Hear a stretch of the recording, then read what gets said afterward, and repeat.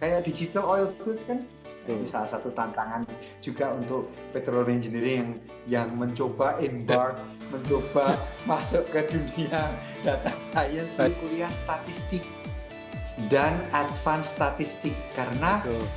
data science itu basicnya itu ternyata Betul. R squared-nya 0,99 misalnya, dia harus tahu itu apa.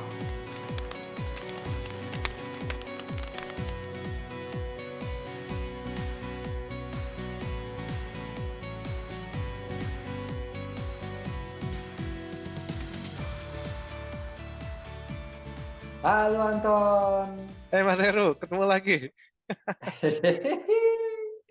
Nah, kita teruskan Ton pembicaraan Hmm, kita minggu lalu, episode sebelumnya tentang virtual metering. SPI paper 201696 tentang virtual. Jadi hari ini kita coba, aku juga sendiri masih belajar. Hari ini di video kali ini kita mau coba mendalami sedikit lagi tentang data driven virtual metering. Jadi data driven virtual metering by definition menurut SPI paper ini itu adalah proses untuk melatih dan menggunakan pendekatan secara tidak langsung terhadap variabel-variabel kunci, key parameters, key variables, untuk menghitung multi-phase rates, jadi laju alir multifasa di kondisi tekanan dan temperatur tertentu. Oke. Atau di dalam kondisi aliran tertentu. Nah, kalau kita bicara data science, data yang kita punya itu sama dengan hasil dari model kita dengan error yang paling kecil. Kecil. Ya. Sehingga kita bisa bilang bahwa model kita mendekati actual pengukurannya atau actual datanya. Kan gitu. Ya, Jadi betul, betul, betul. konsepnya Ya. begitu. Terus mau bikin modelnya seperti apa? Pendekatannya ke model developmentnya seperti apa? Nah, yang pertama harus dilakukan oleh mereka setelah mereka melakukan exploratory data analysis yang aku sebut di video sebelumnya. Mereka sudah dapat datanya. Mereka harus membagi data itu menjadi data yang mereka pakai untuk melatih model machine learning-nya, dimasukkan ke define volume tertentu. Nanti kita diskusi sebentar tentang apa istilahnya dia, Control volume. control volumes, ya, control volumes. Kemudian menghasil dari algoritma machine learning apapun yang mereka pakai, mengeluarkan result. Result itu harus dibandingkan dengan kembali ke data yang semula tadi. I see. Untuk tahu modelnya benar atau tidak, kita mengambil approach yang namanya R square. Kalau Anton masih ingat dulu waktu kuliah statistik, Statistik ya. itu ada namanya R square. Kalau R square-nya mendekati 1, Satu. maka perhitungan kita sama pengukuran kita itu Sempurna. Semakin dekat. semakin sama, semakin akurat. Jadi ya aku sih encourage ya teman atau adik-adik yang sekarang lagi ngambil petroleum engineering untuk jangan lupa coba embark ke data science juga karena datanya banyak sekali. Oke. Nah, itu yang pertama. Jadi ada data yang kita train, ada dari si model kita itu kita train dengan data. Jadi kita ambil data kita train data itu. Nah, ada istilah tadi aku sebut yang namanya control volume. Oke, Jadi apa itu Mas control volume? control volume itu gampangannya ada input, terus ada box proses namanya control volumes menghasilkan output ya. Control volumes itu model atau batasan-batasan dari modelnya lah. Jadi misalnya kalau dihubungkan sama dunia PI, control volumes itu misalnya tubing ya, tubing kita, sumur kita itu control volumes. Nah, di dalam volume yang kita tahu volumenya itu, kalau kita misalnya mau menghitung, jadi kalau kita mau outputnya itu liquid rate, laju alir fluida misalnya, maka inputnya si laju alir fluida ini itu fungsi dari misalnya bottom hole pressure, ya, dari wellhead pressure, wellhead temperaturnya berapa, water cut-nya berapa di dalam tubing itu, GOR-nya berapa di dalam tubing. Baru model kita bisa menghasilkan liquid rate, tapi di dalam tubing. Ya, dari Nah, misalnya, bottom hole, dari reservoir sampai surface di completion punya string. Ya, oke. ya, kira-kira itulah dia yang namanya control volume tubing. Oke. Di control volume yang sama misalnya kita mau menghitung bottom hole pressure ton misalnya. Kalau di nodal analisis misalnya Prosper yang software yang sering dipakai, ada cara menghitung bottom hole pressure dari wellhead pressure. Ya. Karena kita tahu berat gradien dari fluidanya kan. Nah, kalau di virtual metering, jadi si bottom hole pressure itu fungsi dari laju alir fluida, wellhead pressure, wellhead temperatur, water cut sama GOR. Sama tadi konsepnya. Tapi jadi lebih dari lebih dari output fungsi dari input. Ya. Nah, kontrol volume yang lain misalnya apa yang di sumur kita? Surface choke, misalnya di choke. Ya, jadi habis wellhead biasanya sumur kita kan ada choke. Nah, kalau Anton masih ingat waktu kuliah ada choke equation atau choke model. Betul. Pakai ELF misalnya atau pakai adalah beberapa nama di waktu kita tahu kalau kita mengalirkan sesuatu apakah fluida dalam subcritical atau critical flow. Masih ingat nggak waktu kuliah? Betul. Ada delta P-nya juga, ya. Nah, si choke itu bisa juga sebagai control volume. Jadi, apa dia outputnya? Outputnya liquid rate. Nah, liquid rate di control volume yang namanya choke itu fungsi dari apa aja? Fungsi dari wellhead pressure, upstream pressure dari choke itu, temperatur, ya, ini di permukaan ya, choke di permukaan, terus bukaan choke-nya berapa, presentasi choke-nya berapa, water cut sama GOR. Jadi volume aja itu Mas ya, parameternya sama, cuman ya volumenya yang berubah-ubah. Tapi terkontrol volume tertentu yang volumenya mungkin ada boundary-nya, ya. Yang mungkin juga kalau di survei kayak aku production engineer misalnya kontrol volume berikutnya misalnya flow line. Ya, pipeline. Nah, pipeline itu kalau aku mau menghitung liquid rate di dalam pipa itu, maka liquid rate itu fungsi dari pressure, flow line pressure di habis choke itu di ini, ya kan? Kemudian fungsi dari separator atau manifold pressure di ujung sana. Ya, terus isinya apa? Isi dari pipanya apa? Betul. Jadi water cut, GOR, terus mungkin ambient temperaturnya. Betul. Seperti apa? Nah, itu mendefinisikan control volumes di machine learning model yang kita pakai di oil and gas industry. Ya.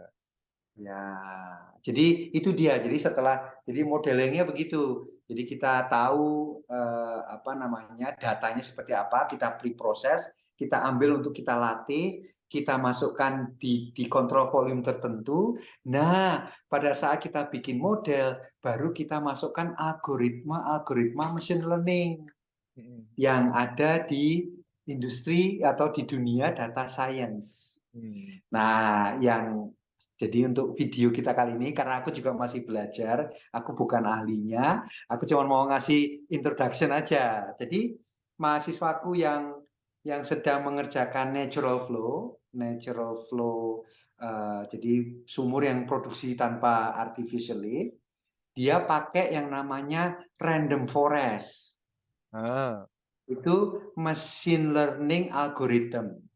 Ya, jadi dia eh, kalau ditanya random forest itu apa? Random forest itu kumpulan decision tree.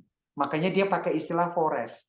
Jadi kalau Anton tahu dong decision tree. Ya, Decision tree itu logic. kan dari awal mau ngebor atau nggak ngebor. Oh ngebor. Berarti ngikut tree yang Kalau sini ketemu kan ini ada dua. kemana? Kalau ketemu itu Ah, kemana? habis Ya. ngebor berapa biayanya? Berapa resikonya? Oh, biayanya $1 juta, resikonya 0,5, berarti value-nya 1 juta kali 0,5 kan gitu. Yang sini terus berhasil atau tidak? Ngebor berhasil dapat 10.000 barrel, kalau tidak berhasil minus yang 1 juta tadi hilang kan gitu.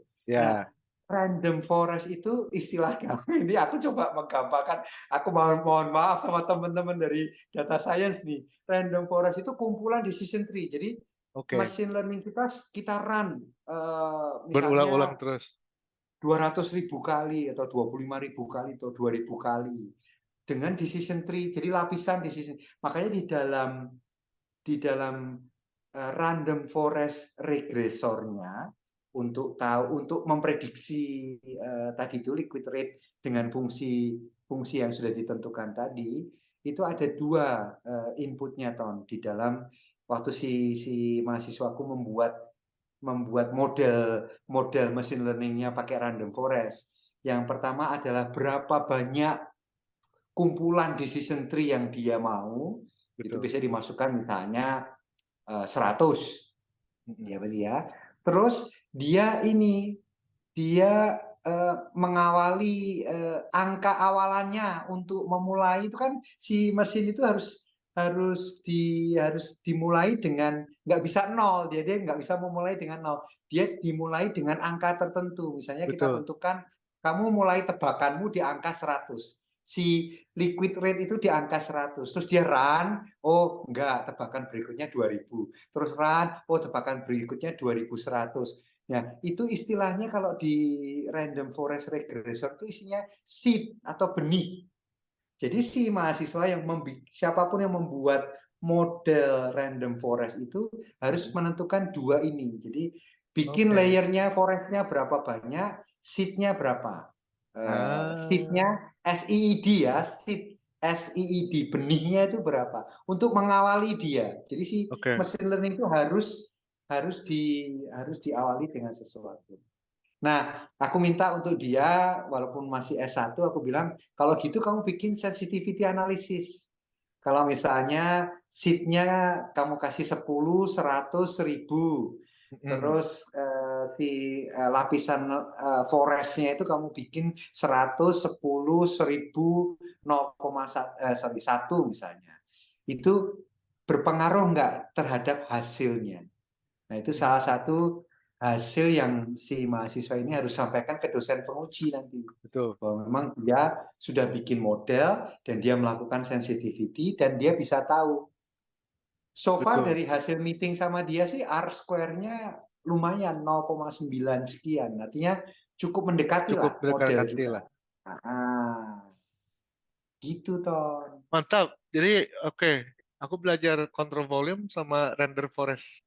Udah itu aja yang Random forest penting. ya. Itu yang penting dulu buat bikin algoritmnya biar biar akurat. Wah, ini mah game changer ini mah. Gue udah terawang-terawang ini ke depannya bisa bisa lebih Iya, jadi cepat sekali itu kemajuannya. jadi kalau bisa kita punya model yang bisa memprediksi laju alir, kita nggak perlu ngetes sumur, kita percaya saja dengan model kita. Mm-mm. Apa Bisa namanya loh itu. untuk prediksi itu pakai aja nanti time series kayak DCA itu kan sebenarnya time series forecasting tool ya. Jadi Iya, kasih hari terus diprediksi pakai model betul. itu. Kalau misalnya reservoir pressure-ku turun sekian, di berapa? Masukkan aja ke model itu reservoir pressure Iya. sekian, 100 hari lagi. Oh, rate-nya Heeh. sekian. Udah, diplot Wah, aja udah jadi itu forecast. keren amat sih mas sekarang zaman-zaman sekarang PT-nya. Iya, anak-anak sekarang, anak-anak sekarang. Nah, itu aja. Jadi teman-teman dongeng perminyakan hanya Kasih kulit dikit sedikit. mengenalkan saja. Aku, pendongeng Anton, pendongeng Heru, kita tidak Masih belajar juga, tidak masih bingung-bingung, expert, nggak jelas tapi nih. berani memberikan apa namanya poking beberapa 2 student untuk coba kamu tes. Nah, Mantap, kadang-kadang tetap harus ditarik, tetap konteksnya di dunia perminyakan ya, tidak betul. bisa mereka ngeran model untuk ini. Tapi digital, apa tadi di DFM, data driven Driven, virtual meter itu salah satu beneran perpotongan antara petroleum engineering dengan data science. betul. Oke, Oke, sip. wah, Keren semoga Mas Heru. berguna ya Ton. Semoga Kalau iya. teman-teman dongeng perminyakan suka, langsung like, terus share, komen kalau perlu, diskusi yuk. Yuk, Apa yang perlu dipelajari lebih lanjut betul. untuk mencoba data driven masuk ke dunia perminyakan. Nah, SPI paper 201696 ada contoh nyata. Dipresentasikan tahun 2020. Nah, tergantung teman-teman di Indonesia nanti praktisinya mau kayak seperti apa ya kan? Betul. Ya. Ya. Iya, Siap. betul sekali. Siap. Wah, keren Oke, Mas Heru. Ton. Keren. Itu aja. Terima kasih Mas Oke. Heru. Sampai ketemu di episode berikutnya ya, Ton. Sip. Bye. Oke. Bye.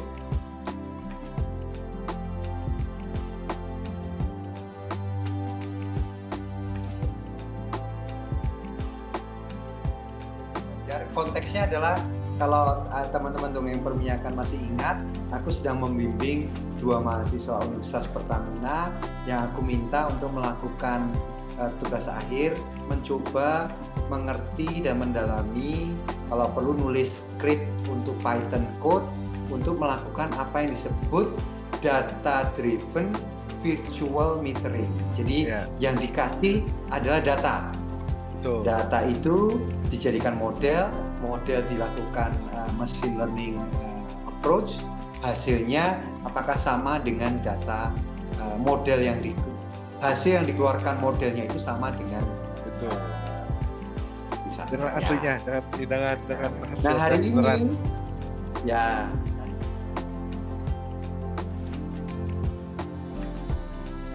nah ini yang menarik, tahun kemarin aku ngobrol sama mereka kan, kita suka meeting nih selama mereka mengerjakan tugas akhir.